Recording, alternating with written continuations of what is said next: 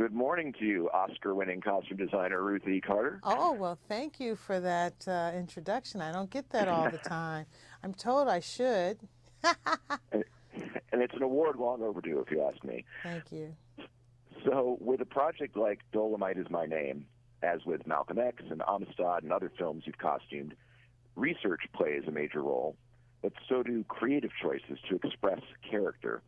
Can you talk about a research discovery or costume acquisition that gave you a thrill and a creative choice you were able to make that excited you as an expression of character? In the film Dolemite, I did extensive research, not only to the typical places like, your Ebony or Jet and Eleganza magazine as a source to look at the urban dandy or urban style in the mid 1970s.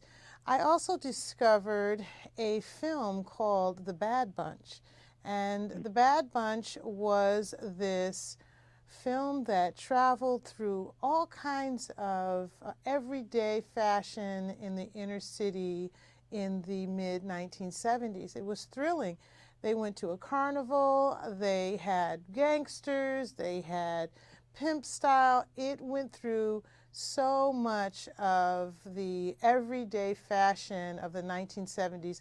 I was, beyond thrilled because I had instructed my crew to not look for the funny costume of the 70s, but to look for the everyday fashion. So it was a requirement that everyone on my crew look at that film. I see, yeah. Now, you have a legendary association with Spike Lee as well, and I wonder if you could maybe tell me about your first impression of him and maybe a representative story of working with him.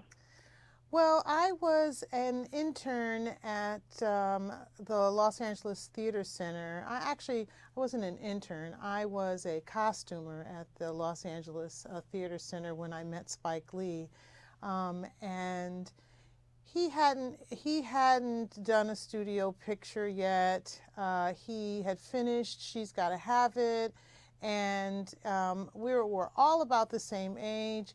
As far as other friends of ours that was in filmmaking, and one of my friends, Robbie Reed, made the introduction, and we kind of just all hung out. But Spike was very focused on talking about filmmaking, and he told me how I could get more experience, not in theater, which was what I was doing, but in film.